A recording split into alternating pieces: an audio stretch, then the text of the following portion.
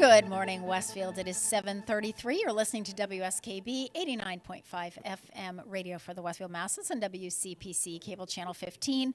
My name is Tina Gorman. I'm your Wake Up Wednesday host, and I am in the studio this morning with the chairman of the board, Pete Coles, behind the glass, and my guest that I'm going to be interviewing, my first candidate interview for this year is Ward 2 City Councilor Ralph Figy. Good morning, Ralph. Good morning. It's a beautiful day out there. It is a beautiful day out there, and finally light out. Pete and I were saying it's been, we got spoiled in the summer. You're coming in and it's already getting light out at 6 a.m. and now it's like 7 o'clock and come on, what's it doing out there? So, well, we are thrilled that you are here.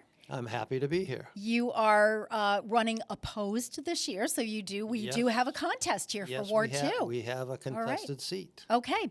All right. So I'm going to, the format of this, as you know, you've done this before, you're not new to it.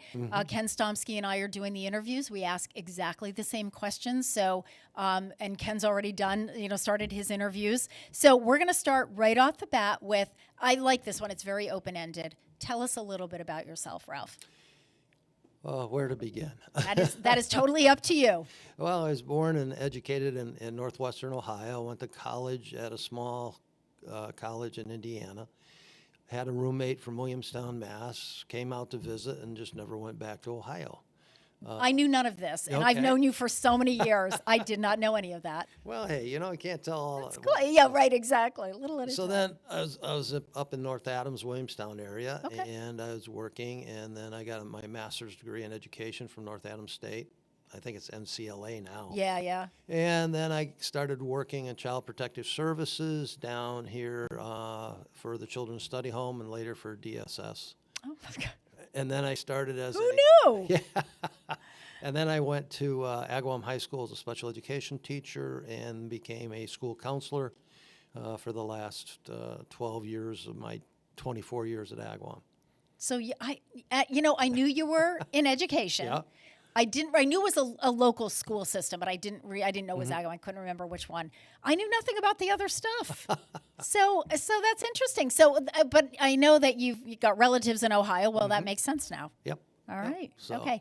And what about, do you want to tell us how you got involved in city legislation Sure. and politics? When my son was a kindergartner at Abner Gibbs many, many, many years ago, I became president of the PTO. And Abner Gibbs at that point should have actually been closed. It was in deplorable shape. It was just deplorable. But the PTO got together, a whole group of parents. We raised $30,000 to put the first playscape in by having spaghetti dinners, tag sales, all kinds of things. And that was a lot of money back then.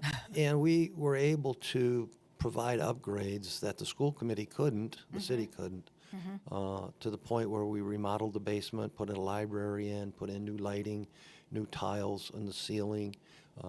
We were able to get the floors redone, things like that. So what we were able to do was to provide a better learning environment for the kids. It still wasn't ideal. Yeah. Each classroom had one electrical outlet. Yeah. So it doesn't lend towards computers and technology. Right. Exactly. Oh, my God. But anyway, we were able to make a positive impact. So I did that for, my son was there through 6th grade, then my daughter. So it was like 12 years. Wow. During my undergrad, one of my sub areas was political science. So I've always been interested in government, always been interested in how it works. So once I retired, I was looking for something to do, and then this opportunity came up.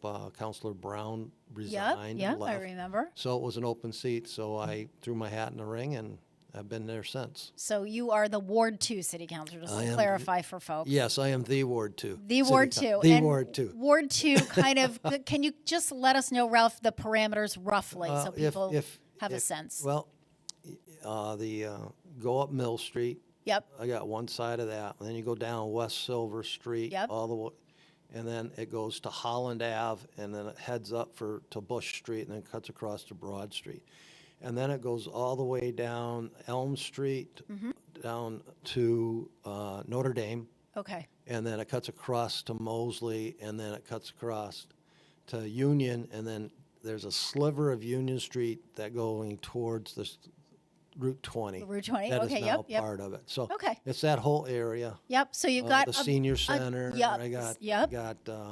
Mosley School. Yep. All that kind of stuff. So, Okay, so you've got a lot of the downtown area. Yes. You sort of share that with Councilor. 3. Yep. Yep, with Matthews. Councilor Kane, Matthews Bridget. Kane, Yeah, yeah. exactly. Okay, so let's talk about, because you mentioned Mosley School and you mentioned Abner Gibbs. So roads, schools, and public safety are all important.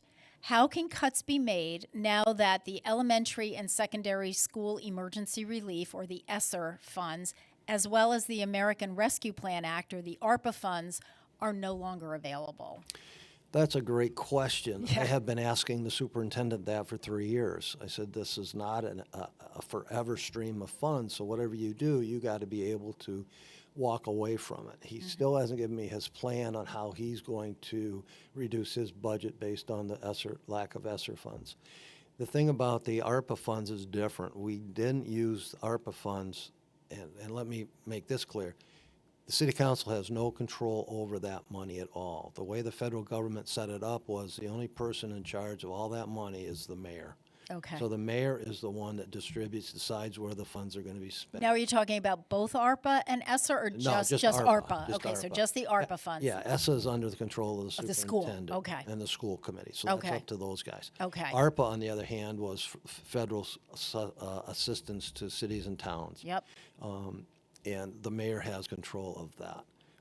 We, to his credit, has not used any of that funding for positions. Okay. He's used it for projects. The latest project he's going to spend some of that money on is the Armbrook Dam project, which is a big deal because that's $2.5 million that we don't have to take out of the city coffers. You know, that's 2.5% of your budget. Yep. So Yeah. so that's a good thing. I So don't thank think you the for city- that. Yeah, thank you for that clarification, because I wasn't aware. So the ESSER funds, so the city council has nothing to do with that either. None. Okay, and then the ARPA funds, it's the mayor. Correct. Okay, all right. Yeah. Okay. So he's picked out several projects he's done. The culvert that we put in over on City View was paid for with ARPA money. Okay. So a lot of infrastructure stuff has been or is going to be done. We have to be able to have that money allocated by 2024. I was going to ask you that if there was like a so it doesn't necessarily have to be spent. spent, It has to be committed. but you have to decide where it's going. correct. Yep. Yeah, Okay. so- Perfect. Yeah, and they've loosened the what you can do with it. They've Okay. broadened it a little bit Okay. more, so we've been able to do some more projects. So I think the mayor's done a good job of managing that money. I know the council would have loved to have been able to say yes or no to it. No. It was really a hard pill to swallow because we're supposed to approve all appropriations. Yeah. However, this one, the feds supersede the state, which supersedes us, so that's the way they set it up. Well, thank you for that clarification. problem. So that's road. So that's really more like the question was road, schools, and public safety Mm-hmm. are all important. So the ESSER funds were going for the school. Correct. So we don't necessarily have an answer on how that's what's going to happen when that funding. Yeah, because the superintendent and the school committee hired a bunch of counselors Okay. to fulfill a need that's really there. So I don't know how they're going to continue that. Yeah. To think the city can supplement their budget with that amount of money is unrealistic. We don't even have it, number one. Yeah. And number two, one department's not going to get the whole pie. Yeah. So, budget season's going to be very interesting this June. Okay. And then the other money that the mayor's using the ARPA funding for Mm-hmm. is more, so that kind of would, I don't know if it go more with roads. And it sounds like he's doing a lot of water projects too. Well, he's which- doing a lot of which is sewer, in- water, yeah, roads, yeah. a lot of storm water. Okay. A lot of stuff that's been on the table for years. Yeah. Okay. So All right. finally been able to get to it. So it's good. All right. So, Councillor Figy, let's have you prioritize roads, schools, safety, and not necessarily in that order. What would your priority be city-wise for that? Schools, number one. Okay. Schools I've been the school liaison for the city council for the last 10 years. Working with the school committee and the superintendent, we've been able to deliver a realistic budget that has passed without cuts for the last 10 years, or I should say reductions. So schools is number one issue. You have to educate your youth if you want to have a successful future.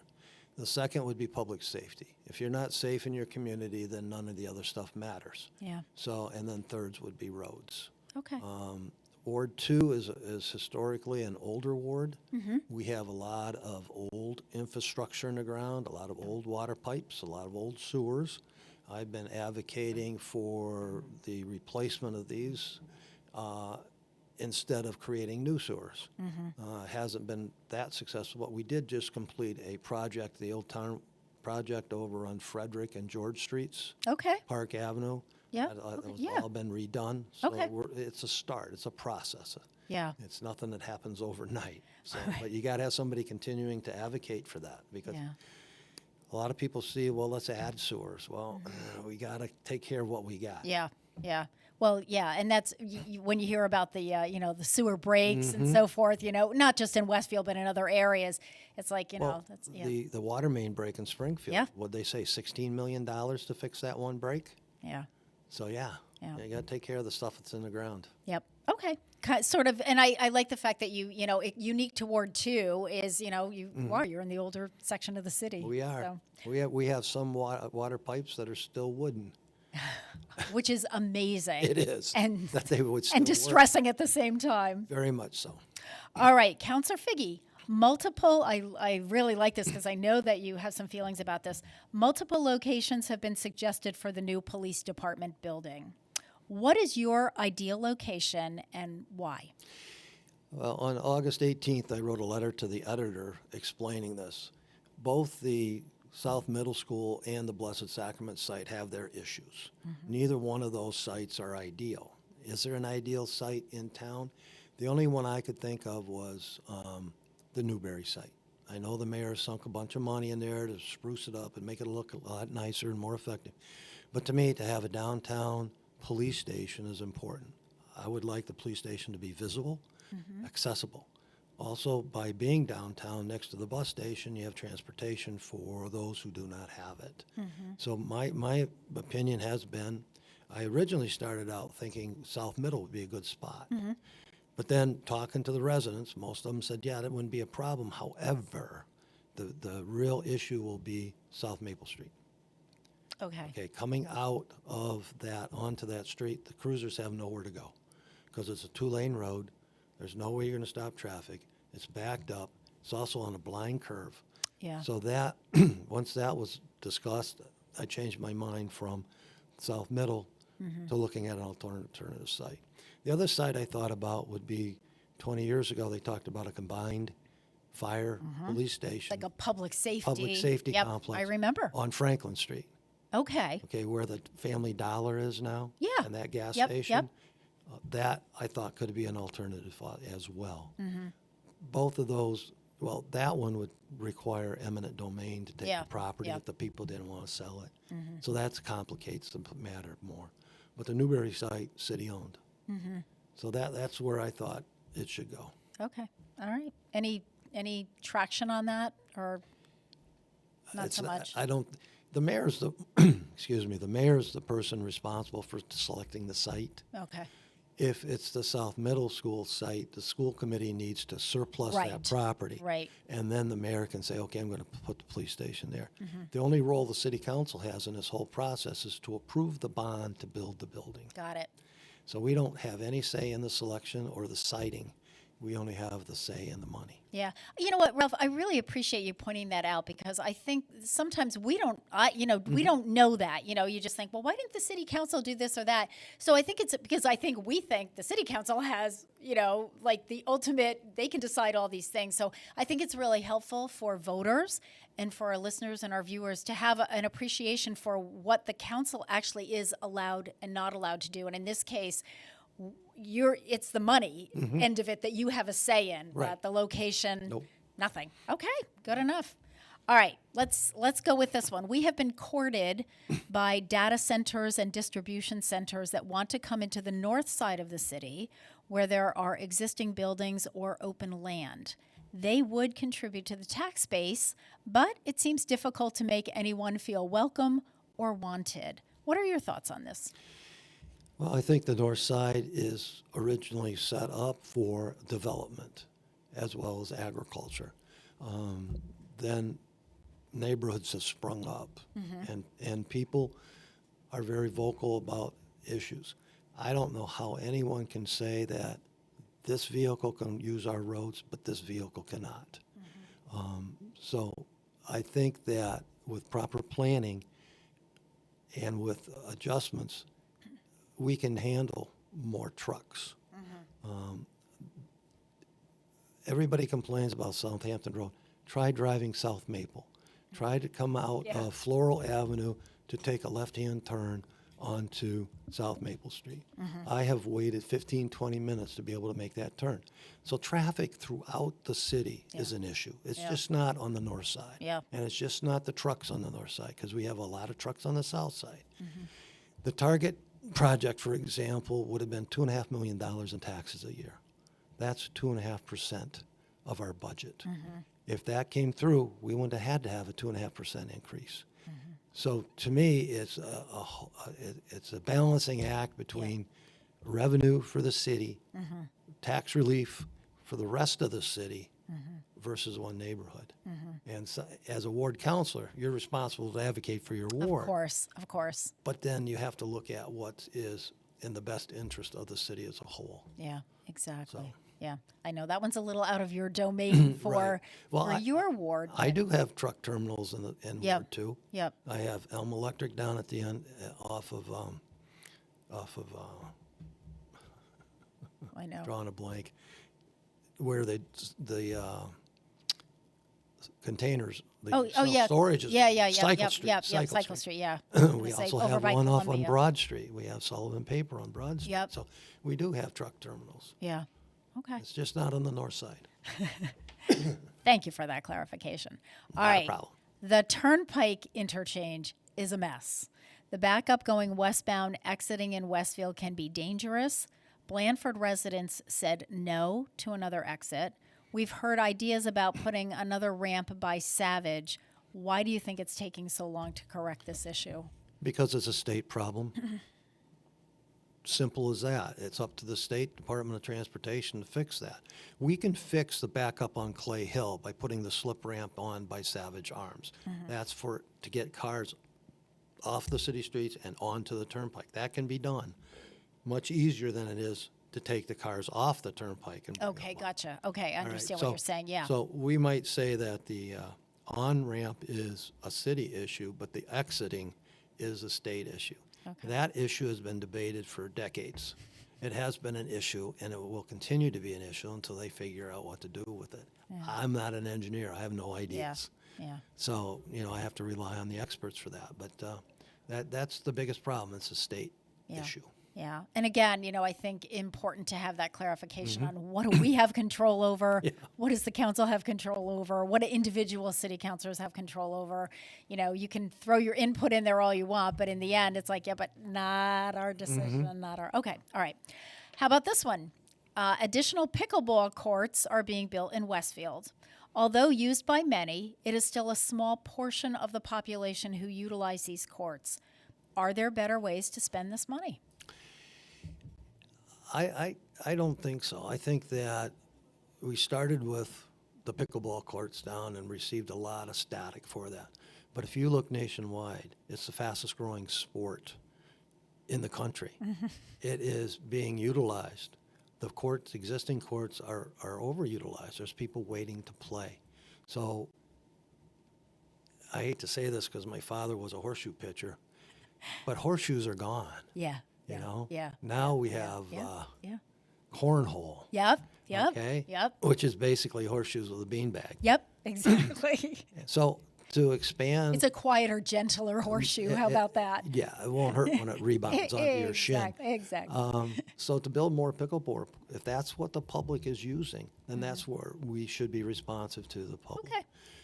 If nobody's using the pickleball courts, then why would you expand them? Right. There's no demand. Right. And we have plenty of ball fields, baseball fields. Let me clarify that. We don't have enough softball fields. Okay.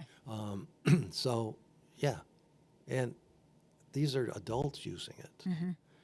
We should do anything we can to encourage adult activity. Yeah, absolutely. So you're okay with the cost of the pickleball courts? Yes, All I right. think it's cost effective.